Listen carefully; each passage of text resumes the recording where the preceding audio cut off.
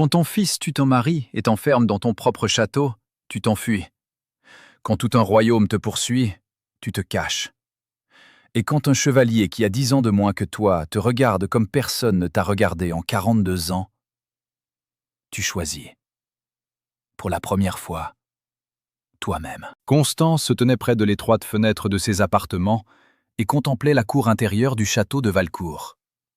En bas, sur la terre battue, les gardes changeaient la relève. Cliquetis de fer, ordre grossier, grincement des portes, tout comme d'habitude.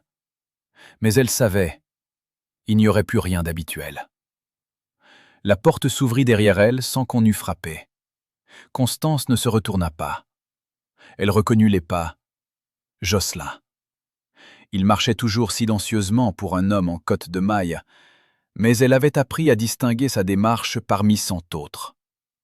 20 ans qu'il servait à la cour. D'abord page auprès de son mari, puis écuyer, puis chevalier. Elle se souvenait de lui enfant, blond, sérieux, avec des yeux où se lisait une étrange tristesse. Il ressemblait à son père, trop ressemblant. « Votre Majesté !» La voix de Jocelyn résonna sourdement. « Il faut partir, cette nuit. » Constance se retourna lentement. Jocelyn se tenait près de la porte, une main sur la garde de son épée. Son visage était pâle, les mâchoires tendues. Elle voyait qu'il avait peur. Pas pour lui, pour elle. Marthe dit que Raoul a ordonné de doubler la garde aux portes nord, poursuivit Jocelyn en faisant un pas en avant. Il soupçonne quelque chose. Si nous ne partons pas ce soir, demain, il sera peut-être trop tard. Constance hocha la tête, mais ne bougea pas. Son regard glissa sur la pièce, le lourd coffre de chêne, la tapisserie noircie par le temps sur le mur, le lit à baldaquin où elle avait passé 26 ans, aux côtés d'un homme qu'elle respectait, mais qu'elle n'avait jamais vraiment aimé. Odon avait été un bon roi, juste, strict, distant. Elle lui avait donné 3 enfants. 2 étaient morts avant leur premier anniversaire. Il restait Raoul. « Je n'aurais jamais pensé qu'un jour je devrais fuir ma propre maison, » dit-elle doucement. Jocelyn s'approcha. Maintenant, seuls quelques pas le séparaient d'elle. La lumière de l'âtre tombait sur son visage, et Constance pensa malgré elle, comme il est jeune. 32 ans. Elle aurait pu être sa mère. « Ce n'est plus votre maison, » répondit durement Jocelyn. « Votre fils a transformé Valcourt en prison. Pour vous. Vous le savez. » Oui, elle le savait. Après la mort d'Odon, tout avait changé. Raoul s'était fait couronner le jour même, sans même attendre la fin du deuil. Il lui avait interdit de sortir du château, avait écarté ses gens, posté ses propres gardes. Il disait qu'il veillait à sa sécurité, mais Constance voyait la peur dans ses yeux. Il avait peur d'elle. Peur qu'elle connaisse la vérité sur la mort d'Odon. Et elle la connaissait. « Thibaut est prêt ?» demanda Constance en détournant le regard. « Marthe est avec lui en ce moment. Le garçon est effrayé, mais il tient bon. » Jocelyn se tut, puis ajouta « Il pense que c'est une aventure. » Il a 19 ans. À cet âge, tout semble une aventure. Constance s'approcha du coffre, s'accroupit, ouvrit le couvercle. À l'intérieur se trouvaient des robes simples pliées, lin gris grossier, laine brune, rien de royal. Marthe avait tout préparé à l'avance. La nourrice savait toujours ce qu'il fallait faire. Jocelyn s'accroupit à côté d'elle. Constance sentit l'odeur de cuir et de métal qui émanait de son armure. « Nous atteindrons le roc gris, » dit-il doucement. « Le comte Aymeric nous donnera asile. Il était l'ami de mon père, il ne refusera pas. » Constance leva la tête et croisa son regard. Dans ses yeux brillait la même détermination qui se lisait autrefois dans ceux de Bernard. Le père de Jocelyn avait été le seul homme à la cour qui n'avait pas peur de dire la vérité. Il était mort 5 ans plus tôt, en défendant son honneur contre de fausses accusations répandues par ses ennemis. Raoul était resté silencieux alors. Il n'avait pas pris la défense d'un homme qui avait servi son père pendant 20 ans. « Votre père était un homme bon, » dit Constance. « Je sais, » répondit Jocelyn. Et il ajouta, en la regardant droit dans les yeux, « Il vous aimait. » L'air entre eux s'épaissit. Constance se figea, incapable de détacher son regard. Jocelyn ne détourna pas les yeux le premier. Quelque part en bas, une porte claqua. Les voix des gardes s'éteignirent. Le château s'enfonçait dans le silence nocturne. « À minuit, » dit Jocelyn en se levant. « Je viendrai vous chercher. » Il sortit sans se retourner. Constance resta assise près du coffre, serrant dans ses mains l'étoffe grossière de la robe grise. Son cœur battait lourdement, sourdement. Elle fuyait. Pour la première fois en 42 ans, elle choisissait elle-même. Jocelyn attendait dans l'ombre de la galerie couverte qui menait aux écuries. Minuit était déjà passé. Il avait entendu la cloche de la tour sonner 12 coups. Dans sa main, il tenait les rênes de 4 chevaux, couverts de couvertures, pour dissimuler les harnais. Les bêtes se tenaient tranquilles, ne faisant que déplacer leurs sabots de temps à autre sur les pierres mouillées du pavé. Une petite pluie tombait, froide, automnale, celle-là même qui transforme les routes en bourbiers. Il scruta l'obscurité de la cour. Les torches sur les murs achevaient de se consumer. Les gardes avaient été relevés 1 heure plus tôt. 2 se tenaient aux portes principales, 2 autres faisaient le tour de la tour nord. Jocelyn avait calculé. Ils avaient le temps, avant que la garde ne revienne. Des pas, légers, prudents. Jocelyn se retourna et se figea. Constance traversait la cour vers lui, ayant jeté sur sa tête une simple cape grise. Le capuchon cachait à moitié son visage, mais il voyait. Elle s'était changée pour une robe de voyage, sombre, sans ornement. À côté d'elle trottinait Marthe, s'enveloppant dans un châle de laine, et derrière, regardant autour de lui, marchait Thibaut. Le jeune homme était pâle, mais se tenait droit, une main posée sur le pommeau du poignard à sa ceinture. Constance s'approcha, et Jocelyn retint involontairement son souffle. Il l'avait vue 1000 fois, au festin, dans la salle du trône, à l'église, dans la cour du château. Il l'avait vue en reine, dans de lourdes robes de brocart, avec une couronne sur la tête, le menton fièrement levé. Mais maintenant, dans ce vêtement de voyage gris, trempé par la pluie, sans sa grandeur d'autrefois, elle lui semblait complètement différente et insupportablement belle. Oui, son visage avait changé. Des ridules au coin des yeux, de fines lignes près de la bouche, une peau qui n'était plus jeune, un peu pâle, tendue sur les pommettes, les cheveux sombres, ramassés sous un fichu, touchés çà et là par des fils gris. Mais les yeux étaient restés les mêmes, gris, profonds, emplis de ce calme qui ne vient qu'avec les années. Elle était une femme qui avait traversé la douleur, les pertes, des années de soumission. Et pourtant, pas brisée. Jocelyn la regardait et comprenait. Son père n'avait pu faire autrement que d'aimer cette femme. « C'est prêt ?» demanda doucement Constance en s'arrêtant près de lui. Jocelyn hocha la tête, ne faisant pas confiance à sa propre voix. Il lui tendit les rênes de l'un des chevaux, une jument baie de taille moyenne, calme et endurante. « Marthe voyagera avec vous, » dit-il. « Thibaut sur l'autre. Je mènerai. » Thibaut s'avança, posa la main sur l'encolure de son cheval, mais son regard était fixé sur Constance. Jocelyn avait déjà vu ce regard. Le jeune homme contemplait la reine avec une adoration qui confinait à quelque chose de plus grand. Il serra les mâchoires. Pas maintenant. Maintenant, il fallait partir. « Par les portes nord ?» demanda Marthe d'un chuchotement rauque, jetant un coup d'œil vers la tour. « Non, il y a une garde doublée là-bas. Nous passerons par l'ancien passage dans le mur est. Jocelyn fit un signe de tête vers la partie envahie par la végétation du château, où se trouvaient autrefois les bâtiments de service. Il n'est plus utilisé depuis longtemps.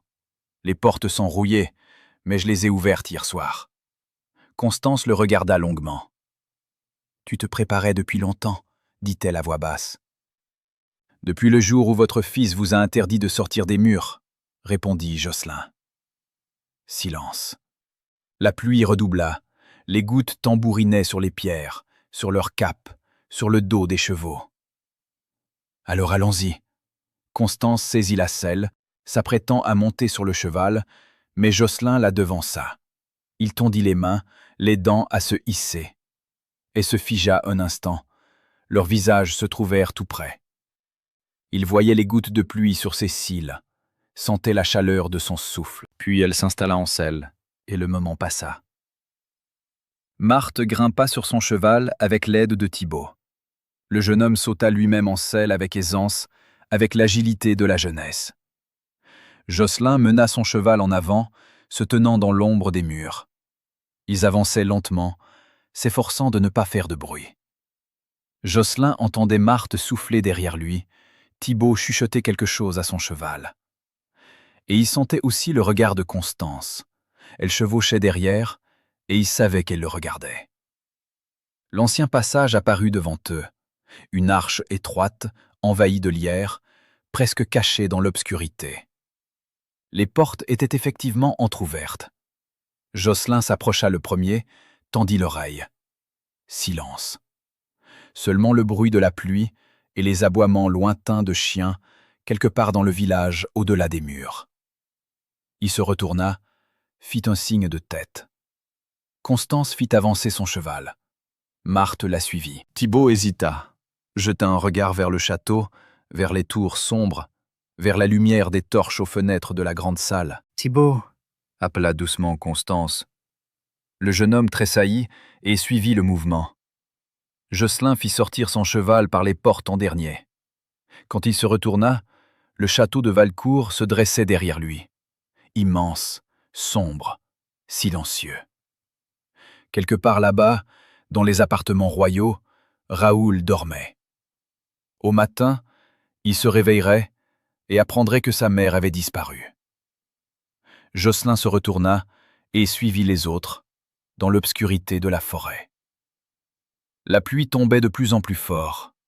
La forêt les accueillit avec humidité et obscurité. Les arbres formaient un mur compact. Les branches s'entrelaçaient au-dessus de leurs têtes, laissant à peine passer la lumière de la lune. La route s'était transformée en un sentier étroit, parsemé de racines et de pierres. Les chevaux avançaient lentement, prudemment, s'ébrouaient et secouaient la tête quand les branches leur fouettaient le museau. Jocelyn chevauchait en tête, scrutant l'obscurité. Il connaissait ce chemin. Dans sa jeunesse, son père l'emmenait chasser dans ces forêts. Alors, tout semblait plus simple. Le soleil, les rires, le corps de chasse, les aboiements des chiens. Maintenant, la forêt était différente, hostile, pleine de bruissements et de craquements. Chaque bruit le faisait se tendre. Sa main cherchait instinctivement son épée. Derrière lui, il entendait Marthe marmonner quelque chose entre ses dents, soit une prière, soit des malédictions à l'adresse de la pluie. Constance chevauchait en silence. Jocelyn se retourna. Elle se tenait droite en selle, malgré la fatigue. Le capuchon avait glissé de sa tête, ses cheveux mouillés collaient à ses tempes. Elle regardait droit devant elle, sans baisser les yeux. Thibaut chevauchait à ses côtés, trop près, et Jocelyn serra les dents. Le jeune homme ne quittait pas la reine des yeux, comme s'il craignait qu'elle ne disparaisse, s'il détournait le regard, ne serait-ce qu'un instant. « C'est encore loin ?» demanda Thibaut en s'adressant à Jocelyn, mais en regardant Constance. « Nous atteindrons le vieux moulin près de la rivière avant l'aube, » répondit Jocelyn sans se retourner. « Nous nous y reposerons. Et s'ils nous rattrapent ?» Une note d'inquiétude perçait dans la voix du jeune homme. « Ils ne nous rattraperont pas. Ils ne donneront l'alerte que demain matin, quand ils découvriront que la reine a disparu. D'ici là, nous serons loin. Thibaut se tut, mais Jocelyn voyait bien qu'il n'était pas rassuré. Le jeune homme était bon cavalier, maniait assez bien l'épée, mais il manquait d'expérience. Il avait grandi en otage à la cour, dans la chaleur et la sécurité. Cette route était pour lui le premier véritable danger. « Jocelyn a raison », dit Constance à voix basse. « Raoul ne comprendra pas tout de suite que nous nous sommes enfuis. Il pensera que je suis simplement parti prier à la chapelle ou que je me promène dans la cour intérieure. Nous avons le temps. » Sa voix sonnait calme, presque indifférente, mais Jocelyn savait que c'était un masque. Il entendait comment elle retenait parfois son souffle, comment elle serrait les rênes un peu plus fort quand le cheval trébuchait. Elle avait peur, mais ne le montrait pas. Ils chevauchèrent encore 1 heure, jusqu'à ce que la forêt commence à s'éclaircir. Devant eux, retentit le bruit de l'eau, la rivière. Jocelyn tira sur les rênes, s'arrêta, tendit l'oreille. Silence. Seulement la pluie et le clapotis de la rivière contre les pierres. « C'est ici », dit-il en descendant de cheval et en l'attachant à un arbre. Les autres suivirent son exemple. Le moulin se dressait à l'écart du sentier, vieux, à moitié en ruine, avec un toit effondré et des fenêtres brisées. Mais l'une des pièces avait survécu, une petite chambrette avec les restes d'un foyer et un tas de paille moisie dans un coin. Jocelyn entra le premier à l'intérieur, inspecta les lieux. Vide. Sûr. « Entrez », dit-il en reculant pour laisser passer Constance. Elle franchit le seuil, ôta son manteau trempé. Dessous, elle portait une robe simple, mouillée jusqu'au fil. Marthe poussa un cri, se précipita vers elle. « Votre Majesté, vous êtes gelée. Il faut faire du feu. Vous séchez. »« Impossible », la coupa sèchement Jocelyn. « On verrait la fumée. Nous sommes trop près de Valcourt. » Marthe pinça les lèvres d'un air mécontent, mais se tut. Constance s'assit en silence au bord du tas de paille, passa la main sur son visage pour écarter les mèches mouillées. Thibaut s'assit près d'elle, trop près. Jocelyn se détourna, sortit vérifier les chevaux. La pluie commençait à se calmer. À travers les nuages, perçait une faible lueur. L'aube était proche. Jocelyn s'adossa au mur du moulin, ferma les yeux. La fatigue s'abattit d'un coup. Il n'avait pas dormi depuis 2 jours, préparant la fuite. Mais il ne fallait pas s'arrêter. Jocelyn, il ouvrit les yeux. Constance se tenait dans l'embrasure de la porte, enveloppée dans le manteau sec que Marthe lui avait donné. Son visage était pâle, mais ses yeux regardaient droit devant, fermement. « Je veux te dire... » Elle s'interrompit, cherchant ses mots. « Merci pour ce que tu fais. Tu risques ta vie pour moi. » Jocelyn se redressa. Ils se tenaient tout près l'un de l'autre, et il ressentit à nouveau cette étrange tension entre eux, celle qui était apparue au château quand il l'avait aidé à monter en selle. « Votre fils a tué mon roi, » dit-il doucement. « Votre mari, l'homme auquel j'avais prêté serment. Je ne peux pas vous laisser entre ses mains. » « Odon était un bon roi, » dit Constance en détournant le regard. « Mais je ne l'aimais pas. » Les mots restèrent suspendus dans l'air. Jocelyn se tut, ne sachant que répondre. C'était la première fois qu'elle le disait à voix haute. À la cour, tous savaient que le mariage royal avait été une alliance politique, mais personne n'en parlait ouvertement. « J'avais 16 ans quand on m'a mariée à lui, » poursuivit Constance, en regardant quelque part dans l'obscurité de la forêt. Il avait 2 fois mon âge. Bon, juste, distant. Je lui ai donné des enfants, j'ai tenu sa maison, j'ai souri au banquet. 26 ans. Et pas un seul jour, je n'ai été moi-même. Jocelyn regardait son profil. La ligne nette de la pommette, le menton obstiné, les lèvres fines, serrées en un sourire amer. « Il y a eu un homme, » dit-elle doucement. « Il y a longtemps. J'étais jeune, Stupide. Il servait mon mari. Il était noble, courageux. Je savais que rien ne pouvait exister entre nous, mais je l'aimais quand même, en secret, pendant des années. Le cœur de Jocelyn se serra. Il savait de qui elle parlait, son père, Bernard de Courtenay. Marthe l'avait laissé entendre autrefois, mais il n'y avait pas cru. Et maintenant... Il est mort en défendant mon honneur, dit Constance en se tournant vers lui, et Jocelyn vit des larmes dans ses yeux. Et je n'ai même pas pu le pleurer. Les reines ne pleurent pas en public.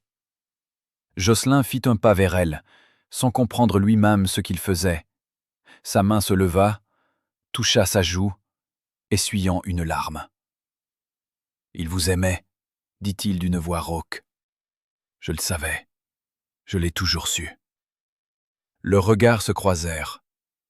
Dans le silence de la forêt nocturne, sous le bruit de la rivière, le monde se réduisit à eux deux. Puis, de l'intérieur du moulin, retentit la voix de Marthe. « Votre Majesté, vous devez vous reposer !» Constance s'écarta, cligna des yeux, essuyant les dernières larmes. « Oui, dit-elle doucement. Je dois me reposer. » Elle rentra à l'intérieur. Jocelyn resta debout sous la pluie, sans sentir le froid. L'aube les surprit sur la route. La pluie avait cessé, mais le ciel restait gris, lourd. Le brouillard s'étendait sur les champs, s'accrochait aux arbres clairsemés le long du sentier.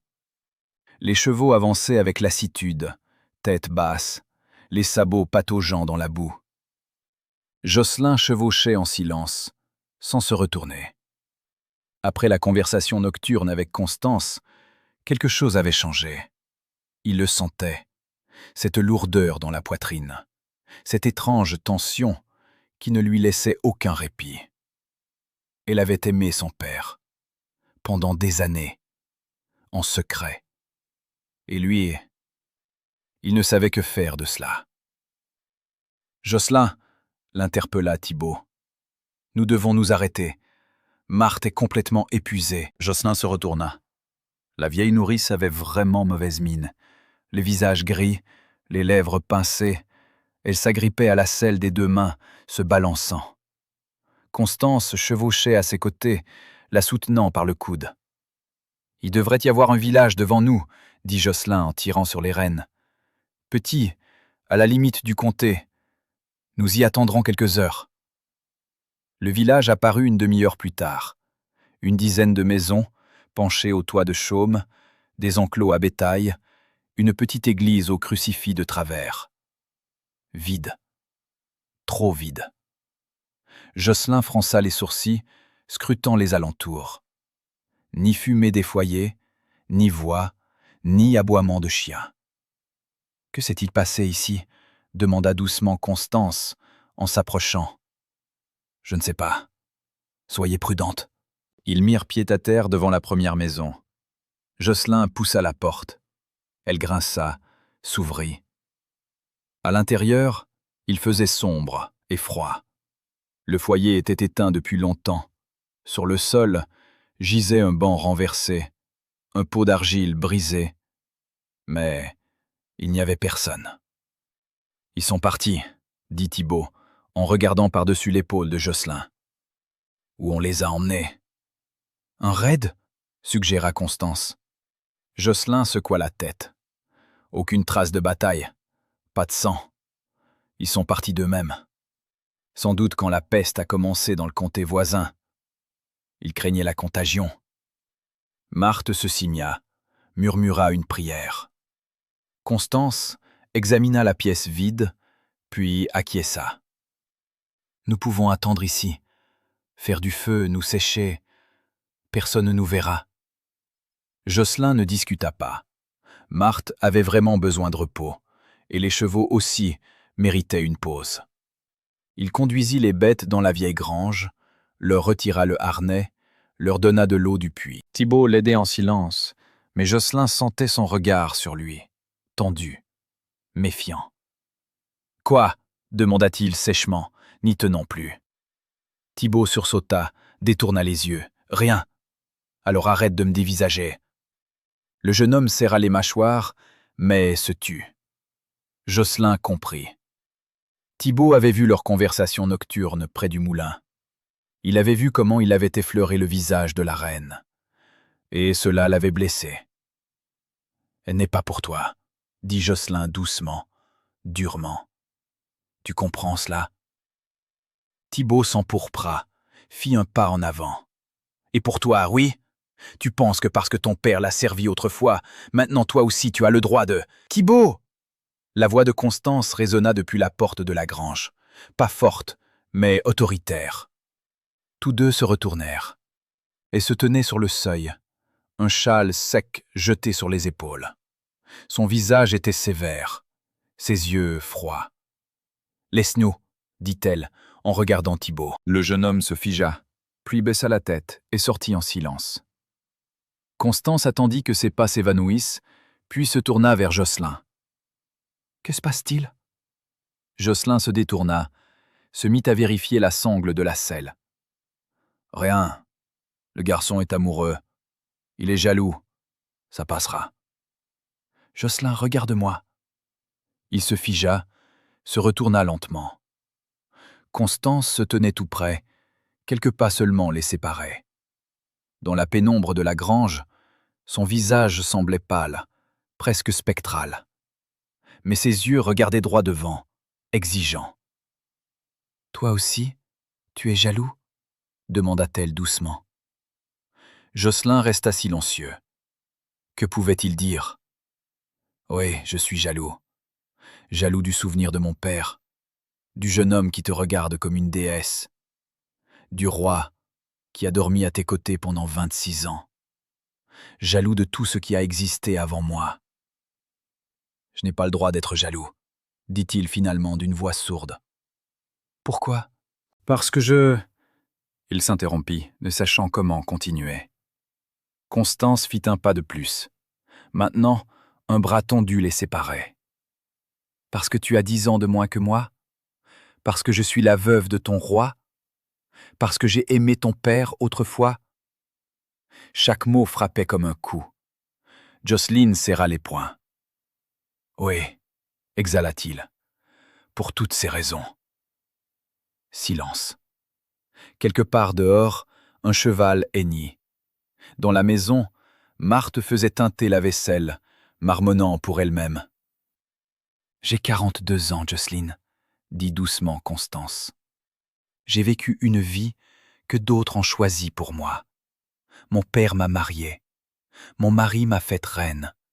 Mon fils m'a transformée en prisonnière. Je n'ai jamais décidé moi-même. Jamais. » Elle se tut, puis ajouta en le regardant dans les yeux. « Maintenant, je décide. J'ai choisi de fuir. Je t'ai choisi. » Le cœur de Jocelyn se mit à battre follement. Il la regardait, cette femme qui avait traversé tant de douleurs, de pertes, d'années de soumission, et qui était restée forte malgré tout. Elle se tenait devant lui, sans couronne, sans vêtements royaux, dans une simple robe de voyage, les cheveux mouillés par le brouillard, et elle était magnifique. « Constance » murmura-t-il. Pour la première fois, il prononça son nom sans titre. Elle sourit, à peine, tristement. « Rentre à la maison. Marthe a réchauffé du potage avec les provisions trouvées dans la cave. Nous avons besoin de force. Le chemin est encore long devant nous. » Elle se retourna et sortit, le laissant seul dans la grange à demi obscure. Jocelyn appuya son front contre la poutre de bois froide, ferma les yeux. Qu'avait-il fait ? Dans quoi s'était-il embarqué ? Mais quand il entra dans la maison et vit Constance assise près du foyer à côté de Marthe, versant le potage dans les écuelles, quand elle leva la tête et que leurs regards se croisèrent, il comprit. Il n'y avait pas de chemin de retour. Seulement en avant, vers la falaise grise, vers la frontière, vers l'espoir d'une vie nouvelle. Thibaut était assis dans un coin, tourné vers le mur. Marthe marmonnait doucement quelque chose, remuant sa cuillère dans l'écuelle. Et Jocelyn regardait Constance et savait, quoi qu'il y ait devant eux, il ne reculerait pas. Vers le soir, ils atteignirent la rivière. L'eau coulait vite, sombre, avec des moutons blancs d'écume sur les rapides. Le pont était vieux, en bois, et par endroits, les planches étaient pourries de part en part. Jocelyn descendit de cheval et vérifia le tablier. Peu fiable, mais on pouvait passer, un par un. « Je passe le premier », dit-il en prenant son cheval par la bride. « Ensuite Marthe, puis vous, votre majesté. Thibaut fermera la marche. » Le jeune homme acquiesça sans le regarder. Depuis le matin, ils avaient à peine échangé un mot. Thibaut se tenait à l'écart, sombre, renfermé. Constance avait tenté de lui parler à plusieurs reprises, mais il répondait par monosyllabes, détournant le regard. Jocelyn voyait bien que cela la blessait, mais elle ne le montrait pas. Le pont grinça sous les sabots. Jocelyn avançait lentement, vérifiant chaque planche, sentant le bois ployer sous ses pieds. Le cheval s'ébrouait, résistait, mais il lui parlait doucement, l'apaisait. Il finit par atteindre l'autre rive et se retourna. « Marthe, à toi !» La vieille nourrice se signa, baisa une amulette pendue à son cou et mena son cheval en avant. Elle avançait lentement, prudemment, marmonnant des prières. Au milieu du pont, une planche craqua sous son pied. Marthe poussa un cri, vacilla, mais parvint à se retenir. Jocelyn fit un pas en avant, tendit la main, l'aida à poser le pied sur la terre ferme. « Seigneur, ayez pitié !» souffla Marthe, en s'affaissant sur une pierre au bord de la rive. « Je suis trop vieille pour ce genre d'aventure. »« Marthe, tu nous enterreras tous !» dit doucement Constance, en amenant son cheval vers le pont. Jocelyn se posta au bord, prêt à intervenir si nécessaire.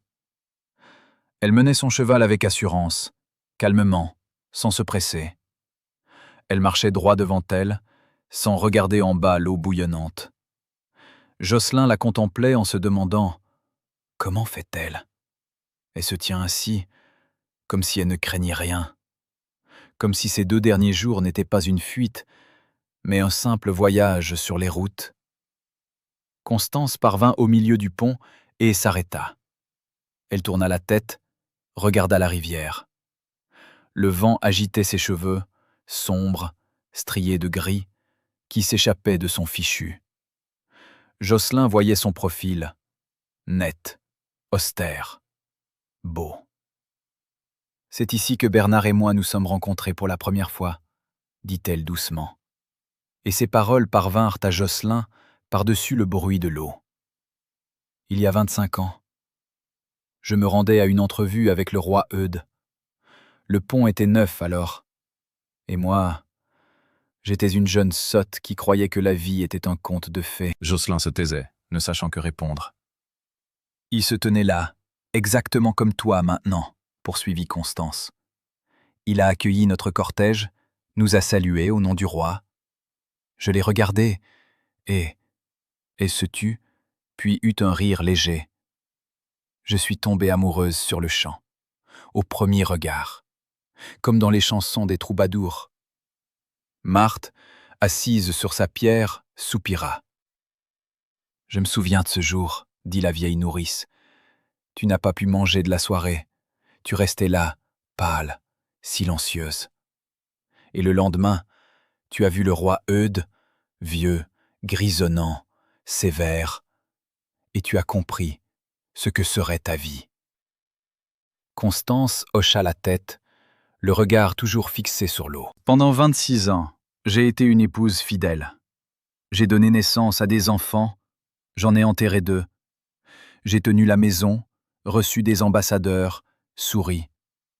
Et pendant tout ce temps, j'ai aimé un homme qui servait mon mari. Nous nous parlions à peine. Il gardait ses distances, était d'une politesse irréprochable, froid. Mais parfois, je surprenais son regard. Elle se tut. « Il vous aimait, » dit Jocelyn d'une voix rauque. « Je le sais. Mon père m'en a jamais parlé, mais je le voyais. La façon dont il vous regardait. Comment il se taisait quand vous entriez dans la salle. Comment il serrait la garde de son épée quand le roi vous touchait la main. Constance se retourna, le regarda. Ses yeux brillaient de larmes. C'était un homme bon, le meilleur que j'ai connu. La planche sous son pied grinça. Constance sursauta. Le cheval, henni de frayeur, fit un écart. Tout se passa en une seconde. La planche se fendit, s'effondra. Constance perdit l'équilibre, agita les bras. Jocelyn ne se souvint pas comment il se retrouva sur le pont. Il courait, l'attrapa par la main, la tira violemment vers lui.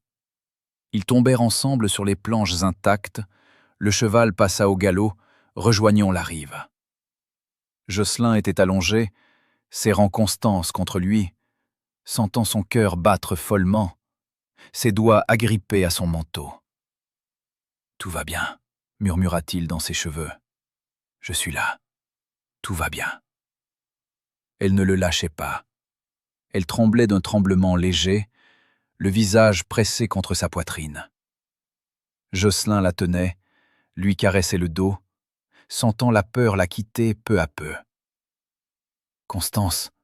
Il releva son menton, plongea son regard dans le sien et l'embrassa. Ce n'était pas comme il l'avait imaginé. Pas passionné, pas audacieux, simplement tendre, prudent, comme on embrasse quelque chose de précieux, de fragile. Ses lèvres étaient froides du vent, salées de larmes.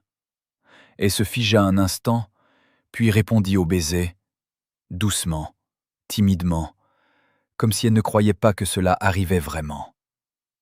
Puis ils entendirent le cri de Thibaut. Jocelyn se redressa brusquement, bondit sur ses pieds. Sur l'autre rive, le jeune homme se tenait là, livide, un poignard à la main. Mais ce n'était pas eux qu'ils regardaient. Ils regardaient la route d'où ils venaient. « Des cavaliers !» cria Thibaut. « Une dizaine ! Ils nous poursuivent !» Jocelyn jura, saisit Constance par la main, l'entraîna vers la rive. Marthe grimpait déjà sur son cheval, éperonnant sa monture. Constance sauta en selle. Jocelyn la suivit. « Thibaut, viens ici, vite !» cria-t-il. Le jeune homme jeta un dernier regard au cavalier qui approchait et s'élança sur le pont. Les planches craquaient sous les sabots, le pont oscillait, mais Thibaut galopait à bride abattue, penché sur l'encolure de son cheval. Jocelyn se retourna. Les cavaliers étaient déjà proches. Il voyait les manteaux flotter, l'éclat des armes. Les hommes de Raoul. Il les avait retrouvés. « Dans la forêt !» ordonna Jocelyn, en faisant pivoter son cheval. « Vite !» Ils s'élancèrent en avant, loin de la rivière, dans l'obscurité de la forêt. Derrière eux retentit un fracas. Les cavaliers s'engageaient sur le pont. Jocelyn ne se retourna pas. Il poussait son cheval en avant, entendant derrière lui le souffle lourd de Marthe, le martèlement des sabots de Constance, les cris des poursuivants. La frontière était proche. Roc gris, à une journée de route. Mais arriverait-il à temps? La forêt les engloutit. Les branches leur cinglaient le visage. Les chevaux se frayaient péniblement un chemin à travers les buissons, glissaient sur les racines humides. Jocelyn entendait derrière lui les cris des poursuivants, le piétinement des sabots, les aboiements des chiens. Des chiens. Donc Raoul avait envoyé des chasseurs. Il ne lâcherait pas prise. « Jocelyn !» cria Constance. « Marthe ne tiendra pas !» Il se retourna. La vieille nourrice s'était recroquevillée sur sa selle, le visage gris, respirant lourdement, avec un râle. Elle ne tiendrait pas longtemps. Et devant eux, encore une journée de route jusqu'à Roc gris. « Là !» Thibaut désigna un point devant eux. « Des rochers. On peut s'y abriter. » Jocelyn aperçut un flanc rocheux, une crevasse entre des blocs de pierre. Étroite, mais suffisante pour s'y cacher. Il acquiesça, quitta le sentier. Ils poussèrent les chevaux dans la crevasse, mirent pied à terre. Marthe s'effondra sur les pierres, incapable de tenir debout. Constance s'accroupit près d'elle, l'enlaça, lui caressa le dos. « Doucement, doucement, tout ira bien. » Jocelyn jeta un coup d'œil hors de l'abri. Les poursuivants s'étaient arrêtés à une centaine de mètres, se concertaient. Les chiens tiraient sur leurs laisses, impatients. Bientôt, ils flaireraient la piste. « Ils nous trouveront, » dit Thibaut, qui se tenait à ses côtés, serrant la poignée de son épée. Le visage du jeune homme était pâle, mais résolu. « Les chevaux sont épuisés, les chiens nous traqueront. »« Je sais, » répondit sourdement Jocelyn. Thibaut se tourna vers lui. Dans ses yeux, Jocelyn vit quelque chose de nouveau. Ni jalousie, ni ressentiment. De la compréhension. « Je vais les détourner, » dit doucement le jeune homme. « Quoi ? Je partirai dans l'autre direction. Ils me poursuivront. Ils penseront que je transporte la reine. Vous gagnerez du temps, vous atteindrez la frontière. » Jocelyn le saisit par l'épaule. « Thibaut, ils te tueront !» Le jeune homme eut un sourire amer. « Peut-être. Ou peut-être que je réussirai à atteindre le vieux monastère à l'est. Là-bas, on me donnera refuge. » Il regarda Constance, assise avec Marthe contre le mur du fond de la crevasse. « Je l'ai aimée. Je l'aime. Mais je comprends maintenant. Elle ne m'a pas choisi. Elle t'a choisi, toi. Et c'est juste. » La gorge de Jocelyn se serra. « Thibaut, prends soin d'elle, » dit le jeune homme en lui serrant la main. « Elle mérite d'être heureuse. Enfin. » Il se retourna, se dirigea vers son cheval. Constance se leva d'un bond. « Thibaut, que fais-tu » Le jeune homme s'arrêta, se retourna. Il la regarda longuement, d'un regard tendre, triste, adulte. « Je fais ce que je dois, votre majesté. C'est vous qui me l'avez appris. Servir non pour la récompense, mais parce que c'est juste. »« Non, » dit Constance, en faisant un pas vers lui, mais Marthe la retint par la main. « Laisse-le partir, mon enfant, » croissa la vieille nourrice. « Il est devenu un homme. Laisse-le faire son choix. » Thibaut sauta sur son cheval, regarda Jocelyn. « Le comte Aymeric me connaît. Si j'arrive vivant au monastère, je trouverai un moyen de faire passer un message. »« Je te retrouverai, » dit fermement Jocelyn. « Je le jure.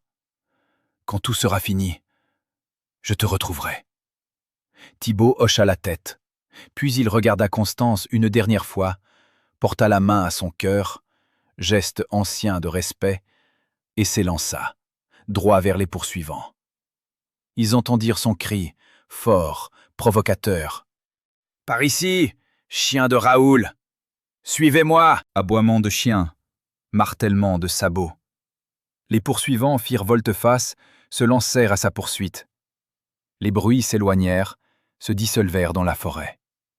Le silence s'installa. Constance se tenait debout, la main pressée contre sa bouche, les larmes coulant sur ses joues. Jocelyn s'approcha, l'enlaça, et se blottit contre lui, pleurant sans bruit. « Il nous a sauvés, » murmura-t-elle. « Il t'aime, » répondit doucement Jocelyn, « comme on s'est aimé à 19 ans, de tout son cœur, sans réserve. » Marthe se releva, s'appuyant sur les pierres. « Nous devons partir. Il nous a acheté du temps.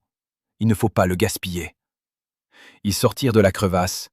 Les chevaux étaient épuisés, mais avançaient. Jocelyn menait la marche, vérifiant chaque tournant du sentier. Vers le soir, la forêt prit fin. Devant eux apparurent des collines et au-delà, la silhouette d'un château sur un rocher. Roc gris. La frontière. Ils atteignirent les portes au crépuscule. Les gardes les interpellèrent, mais quand Jocelyn déclina son nom, les portes s'ouvrirent. Le comte Aymeric les accueillit dans la grande salle, grand, aux cheveux gris, le visage marqué de cicatrices. « Jocelyn de Courtenay, » dit-il, en l'embrassant fraternellement. « Le fils de mon ami. Ton père m'a sauvé la vie autrefois. Tout ce que j'ai est à ton service. » Puis il vit Constance, et son visage changea. Il mit un genou à terre. « Votre Majesté, vous êtes en sécurité. Ici, ils ne vous atteindront pas. » Constance regarda Jocelyn. Leurs regards se croisèrent. « Je ne suis plus reine, » dit-elle doucement. « Je suis simplement Constance, une femme qui cherche un foyer. » Cette nuit-là, Jocelyn la trouva sur le rempart. Elle se tenait debout, regardant vers le sud, là où, au-delà des forêts et des collines, s'étendait Valcourt. Le vent agitait ses cheveux, son manteau. Jocelyn s'approcha, se tint à ses côtés. « Tu penses à Thibaut ?»« Oui. Et à Raoul. Au fait qu'il ne s'arrêtera pas, qu'il me cherchera, toujours. » « Je sais. » Silence. Les étoiles brillaient froidement au-dessus de leur tête. « Jocelyn, » dit Constance en se tournant vers lui, « tu peux partir. Le comte Aymeric m'accueillera. Je me débrouillerai seul désormais. Tu as tenu ton serment. Tu m'as sauvé. Tu es libre. » Jocelyn la regarda. Cette femme qui avait enduré tant de douleurs et était restée forte malgré tout, qu'il avait choisie. Pour la première fois de sa vie, avait choisi elle-même. « Je ne veux pas être libre, » dit-il doucement. « Je veux être avec toi. Aujourd'hui, demain, toujours. Si tu le permets. » Constance sourit. Pour la première fois depuis ces jours, vraiment, lumineusement. « J'ai 42 ans. Je suis veuve. J'ai un fils tyran qui veut me tuer. Je ne peux te donner ni royaume, ni titre, ni richesse. »« Tu peux me donner toi-même, » dit Jocelyn en prenant ses mains dans les siennes. « C'est tout ce dont j'ai besoin. » Elle l'embrassa, longuement, tendrement, sans crainte. Quand ils se séparèrent, à l'est, l'aube se levait déjà. « Et maintenant ?» demanda Constance. « Maintenant, nous vivons, vraiment, pour la première fois. » Quelque part dans le château, un coq chanta. Un nouveau jour commençait. Derrière eux restait Valcourt, la fuite, la peur. Devant eux s'étendait l'inconnu, la menace de Raoul, le destin de Thibaut, des questions sans réponse. Mais à cet instant, debout sur le rempart, se tenant par la main, ils n'avaient pas peur. Ils étaient ensemble. Et cela suffisait. Une semaine plus tard, le comte Aymeric reçut une lettre de l'abbé du monastère de l'Est. Thibaut d'Èvre était vivant, blessé, mais en voie de guérison. Les poursuivants avaient battu en retraite, craignant la colère de l'Église. Le jeune homme demandait que l'on transmette à la reine. Il priait pour son bonheur. Et de Valcourt parvenait une nouvelle. Le roi Raoul avait déclaré sa mère traîtresse et juré de la retrouver. La guerre ne faisait que commencer. Mais c'était déjà une autre histoire. C'est ici que j'ai mis le point final. Et maintenant, en relisant la dernière ligne, je me demande « Pourquoi ici ? Pourquoi n'ai-je pas écrit jusqu'au bout, ne pas avoir montré la guerre contre Raoul, le destin de Thibaut, la vie future de Constance et Jocelyn ?» Je répondrai honnêtement, parce que cette histoire ne parle pas de guerre. Elle parle de choix. J'ai commencé à écrire en pensant que j'écrivais un roman médiéval sur la fuite et l'amour interdit. Mais quelque part au 3e chapitre, j'ai compris, j'écris sur une femme qui a vécu 42 ans la vie d'une autre. Une vie que d'autres ont choisie pour elle. Son père, son mari, son fils, la société, l'époque. Et voilà qu'à un moment donné, elle dit « Assez. Je choisis moi-même. » Combien de femmes dans l'histoire ont vécu la vie de Constance, mariée à 16 ans, enfantant des enfants qu'elle perdait souvent, aimant en secret, si tant est qu'elle se permettait d'aimer, mourant sans jamais savoir ce qu'elles auraient pu être si elles avaient choisi elles-mêmes. Constance est un personnage de fiction, mais il y en a eu des milliers comme elle, et seules quelques-unes ont osé fuir. littéralement, monter à cheval et partir dans la nuit, abandonnant tout. Parce que le prix de ce choix était immense. La honte, l'exil, la mort possible. Voilà pourquoi j'ai terminé l'histoire ici, sur le rempart du roc gris. Parce que l'essentiel, c'est déjà produit. Constance a fait son choix. Elle est libre. Pour la première fois de sa vie, libre. Sera-t-elle heureuse? Vivront-ils jusqu'à la vieillesse, elle et Jocelyn? Raoul reviendra-t-il? Je ne sais pas. Et c'est bien ainsi. Parce que la liberté n'est pas une garantie de fin heureuse. La liberté, c'est le droit de décider soi-même de ce que sera ton histoire. Même si elle se termine tragiquement, même si elle est brève, mais elle sera tienne. J'ai écrit cette histoire pour tous ceux qui ont un jour senti qu'ils vivaient une vie qui n'était pas la leur. Pour ceux qui ont peur de faire un choix parce qu'il détruira leur monde familier. Pour ceux qui pensent « j'ai déjà 42 ans, il est trop tard pour recommencer ». Constance, à 42 ans, s'est enfuie du château. À 42 ans, elle a embrassé pour la première fois un homme qu'elle avait choisi elle-même. À 42 ans, elle a commencé à vivre. Il n'est jamais trop tard.